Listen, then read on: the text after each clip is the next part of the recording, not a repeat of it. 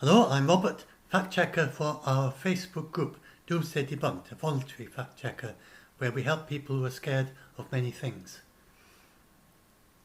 And this time it's people scared by this paper that's been published, and it's called Underestimating the Challenges of Avoiding a Ghastly Future. You never see a word like ghastly in the title of a scientific paper. This is very strange indeed, because it's not a scientific word. How would you, what counts as ghastly? How would you measure the ghastliness of a particular date or time? And so this is not really a scientific paper. It's an activist paper published in a scientific journal. And it would take a long time to look at all the things they say, but it's not got any new data really. It's just negative framing.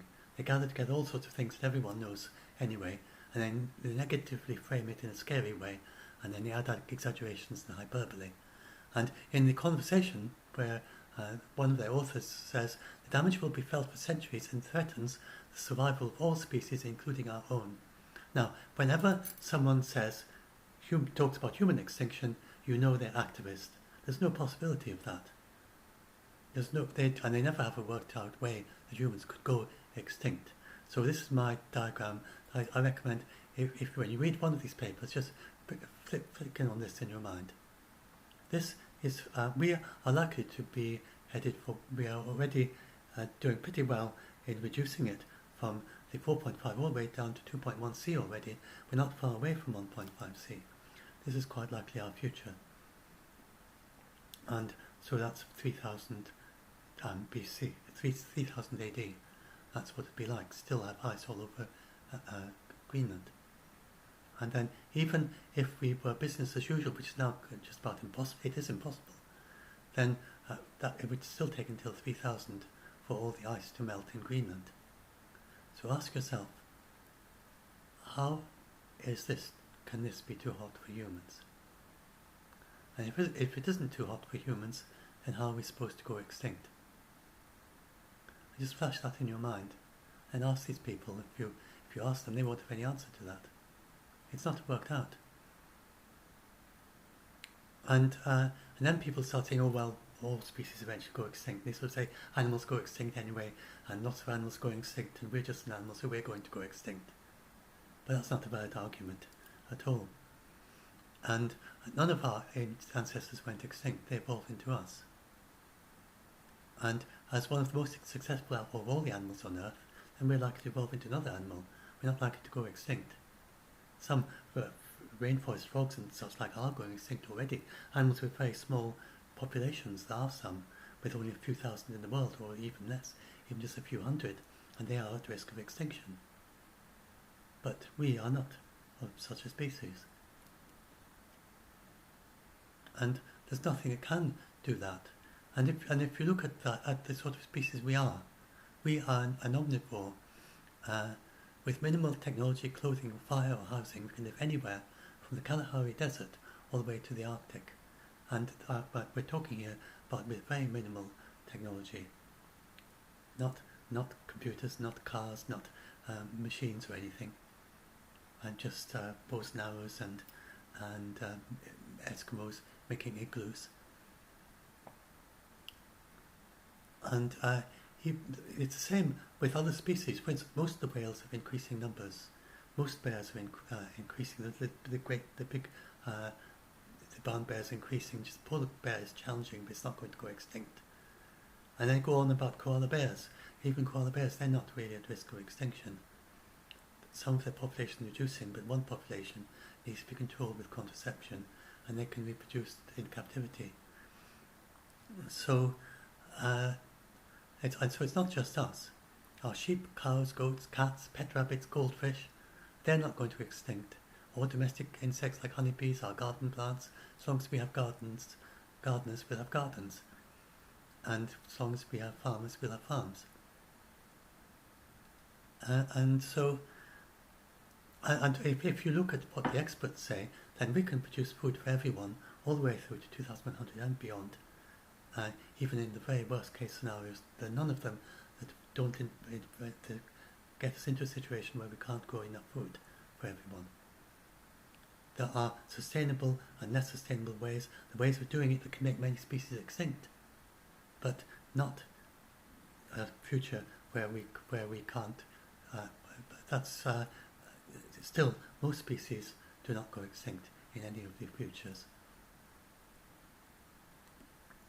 And then, if we look at the range of what can happen in the far future, then there is a state our planet can get into about 300 million years from now, called the moist greenhouse, and that will raise the temperature of the oceans to 57 degrees centigrade.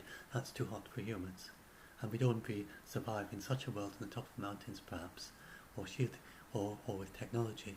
But of course, in that far distant future, if there still are human beings, so we're talking about so far in the future there, that's several times the time that it took to evolve from tiny shoe-like creatures to ourselves, from the time of the dinosaurs, little shoe-like creatures running around and scampering up the trees, and from those creatures to us, the time to evolve that several times over before the sun can warm up enough to get into this moist, for the planet to get into this moist greenhouse state.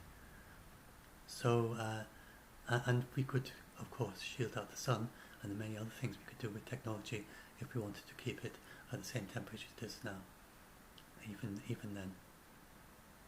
So I talk about that in there. And the IPCC and NIPBES are absolutely clear. So this is about how the IPCC's own worst scenario, and we're not going to do that now because it assumes Paris Agreement is already fallen apart. And it's an expert from NIPBES who said we can grow enough food for everyone through to 2100 in all scenarios.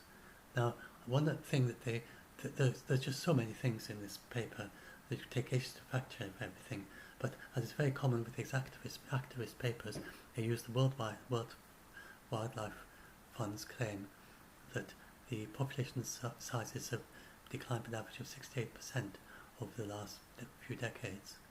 And this is very widely misreported and misunderstood. It's the Living Planet Index, which is based on very limited data. Even their own, it's really quite poor research. They have, for instance, for their own giant pandas, they only have 2 data points for 1985 and the year 2000, both estimated as 1,000 giant pandas. And that's all that they have for the Living Planet Index, for their data on giant pandas. And it's similar for other species. They have all sorts of strange things, like just a few rabbits in a few fields in the United Kingdom, and that's their estimate for rabbits over, and then another one in France and some others somewhere else, and that's their estimate for rabbits over the entirety of Europe. And it's a very low quality data set, and then they use very fancy ways to process it to try and get a meaningful signal, but you can't really out of such low quality data. And then there's all sorts of problems with it, and it just doesn't have the conclusion. Even if it was correct, then it would mean that small populations are getting smaller, but you can't even deduce that. It's such a sparse data set, you really can't deduce anything from it. Not really. Yeah, there you are. For instance, only 257 rabbits counted in the United Kingdom in 1984, and none since then. And no red squirrel data from the United Kingdom ever. And yet they talk about rabbits and squirrels. And what I said about the giant panda, and they have the data, the very high accuracy counts from China, but it never got into this index. They're just not using it. So they're using very low quality research here. They're putting a negative spin on it. They're saying extraordinary things that are just not credible at all. And then leaving out all the positive things that are going on. So for instance, when you hear that there's so many extinctions going on, or that we risk a mass extinction, then first of all, remember that nearly all this, it's only, I think, most of the, do you have that picture there? No, I don't. Let's bring it up. Debunked in the middle of a mass extinction. I'll bring it up and talk about it in a minute. I'll do a separate video for that. But we actually, in most most groups of animals and birds and so on, then and plants, then most of them are of least concern, no risk at all. And then amongst the very few that are close to extinction, then it doesn't mean they're going to go extinct, because we are very good at saving them. We could be much better, but we are still much better than people give us credit for. For instance, from 1993 to 2020, 10 birds went extinct, but we saved 32 birds from extinction in 25 countries. 5 mammals went extinct, but we saved 16 mammals. So when they say that even for the most at-risk species, when they say there's so many species at risk, we could expect to save most of those. And the big problem, and the reason things have been going extinct, it turns out, and that was the IPBES report last year, and 2 years ago now, and they said that we can save them, save the million species, very badly misreported. Because what they said is that the reason that we're not saving all of these, so the reason that those 10 birds went extinct and we didn't save all of them, is because basically we're doing two things at once. We are subsidizing the efforts to save species, but we're also subsidizing efforts to destroy biodiversity at the same time. We are literally subsidizing companies to destroy nature services that we depend on. And an extraterrestrial would look at us and think, what crazy, they're at a very early stage of their development of their civilization, and they haven't yet figured out that you shouldn't do this. And so that we are actually waking up and realizing it doesn't make sense to subsidize destruction of nature services and to subsidize basically extinction at the same time as subsidizing protection from extinction and protecting nature services. So we just have to be coordinated, work together.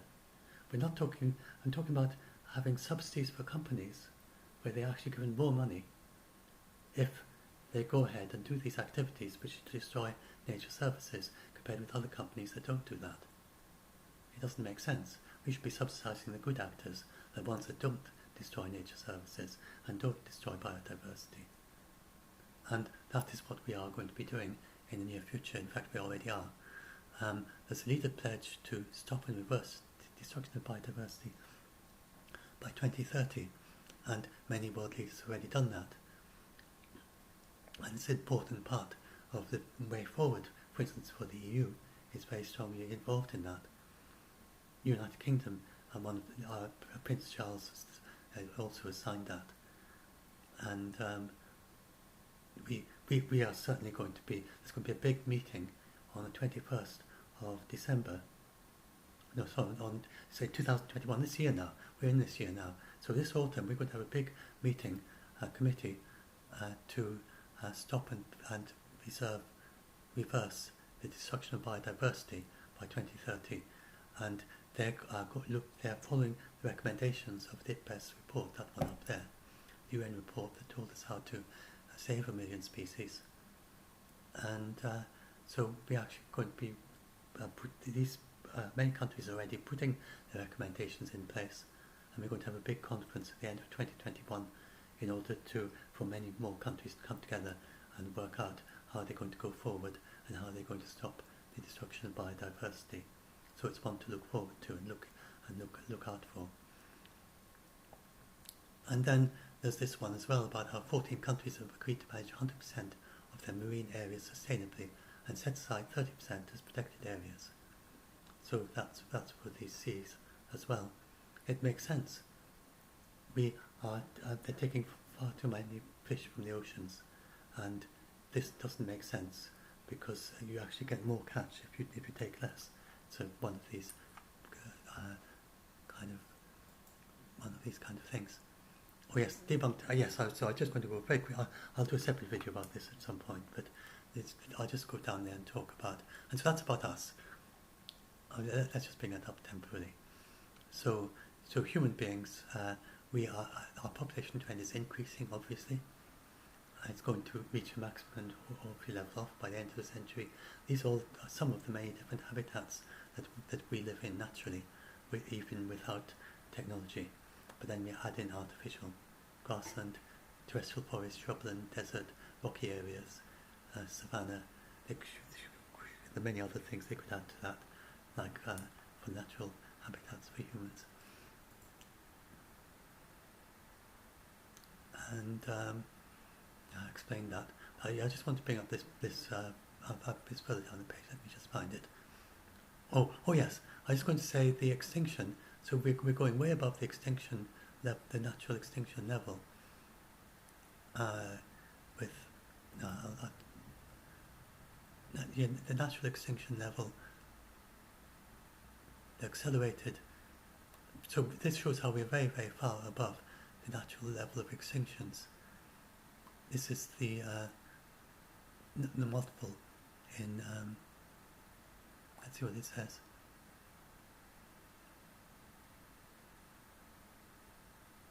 Yes. So this is the number of years it would take with natural extinction to reach the same number of extinctions that happened in 114 years. So it would take 10,000 years of natural extinction of frogs to lose as many frogs as we lost in 114 years. So when you put it like that, it seems very dramatic. But then, if you look at it another way and you ask, so what percentage of the frogs have we lost in 114 years? And the answer is 2% of amphibians. So losing 2% of all amphibians in 114 years is a very, very fast extinction rate. And that's why they say we are at the start of a mass extinction. But it would take 10,000 years to, that's equivalent of what we would do in 10,000 years of natural extinction. So that's very, very fast. But still, it's only 2% per century. So it would take a long time for a significant percentage of the amphibians to go extinct. And actually, amphibians are particularly easy to protect. And so, anyway, I don't want to go on. And so we have actually protected a lot of the amphibians that could have been at risk. And anyway, but I want to talk down here about, this is the page, the one I actually wanted to bring up, then I'll stop. That's a funny thing. Why do you do that? Oh, it must be one of these. I know what, it's a transparent GIF. Must be. Okay. So that's this shows the different species. The green ones are of least concern. So if you look at birds, and most birds are of least concern. And even amongst these red ones, remember, we'll probably save 3 out of 4 of the red ones. Even if we didn't stop and reverse it, even if we didn't implement these new changes, which should mean to stop almost all extinctions once it's well underway. And so the green is it's least concern. So you've got nearly all of them. There's very few. It's just the cycads that have a higher percentage that are not of least concern. And then then that's near threatened. And it's only when you get to this is the vulnerable, and the vulnerable is roughly equivalent to there being a 1 chance in 10 of going extinct by 2100 if we didn't do anything. And that is the vulnerable level, which is the yellow one, I think. Yeah, the yellow one is the vulnerable. That's near threatened, that's the vulnerable. But again, that's as if you don't do anything. We are doing lots of things. And these are increasing levels of risk. So anyway, that's the last thing. I just thought I'd bring that up. So all of these are of least concern. We're not headed for a world without cephalopods, or without bony fish, or without birds, or without mammals, or without sharks and rays, or without any of these things. And even for reef-forming corals, then the coral reefs are a significant risk for the entire, for the significant risk of great reduction of the corals, but there are many of those corals that will survive and the corals in the Red Sea area that will survive under no matter what the future conditions, because they're already pre-adapted to much warmer conditions. But we are headed for, but we are headed for 2.1C at the moment, with the new commitments from the United States and from China, and it's not far from that to get well below 2C, which is what is needed to save nearly all the coral reefs as well. with them going down to eventually they can grow again.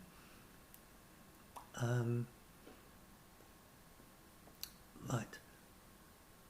So this is an example of an activist paper, and the idea behind it is, in a way, a good one. They're trying to get people to act, but the problem is that they're not actually doing. They haven't got the right psychology there. So what they do inspires other activists. It seems to work with activists. That if you say things are very, very negative, nothing's happening, things are so awful, it's far worse than you even imagine, and far worse than the science says, which is not true at all. But if you say all that stuff, and then you say nobody's doing anything about it, then some activists will say, oh, we've got to do something about this, and then they'll start getting very energized about it. But most people, they just despair in that situation, and they just give up. And then they get depressed and they go to the psychiatrists and psychologists and so on for help. And so this is not actually optimal for inspiring people to act. They're probably thinking that other people are like them, but they're not. And psychologists are very clear about this. If you want to motivate people to act on climate change, biodiversity or anything else, then you need positive framing. So what I've been doing just now is positive framing. It's not positive spin. Everything I said is correct. It's just alerting people to the positive things that are actually going on and not doing a negative spin, and just presenting things as they are and presenting the positive framing of what's actually happening. So it's not really the motivation behind these papers, but it is that they don't seem to understand this the basics of psychology as to how to motivate people. And I think this needs to be more widely understood. This is central. This is central in psychology. It's not some fringe idea. This is actually just basic psychology. That is how you motivate people. Anyway, so but people in other disciplines don't seem to be very well aware of these basic things in psychology for some reason.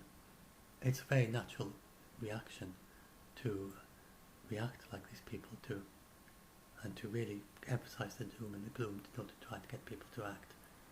But if you do a careful analysis and look carefully at how people respond to these messages, you find it's not optimal at all. It's highly suboptimal. And changing the messaging will lead to more people acting, and more being done on climate change. So anyway, I'll upload this, and to just shout out for our Doomsday Debunked group, and then do subscribe to my channel if you want to see more videos like this, and like this video to move it up in the ranking in YouTube. And hope if you join our Facebook group Doomsday Debunked, you're very much welcome. Fact checkers and also the people who are scared, and do check the rules at the head of the group before you post or comment, because they are key to the group working as well as it does.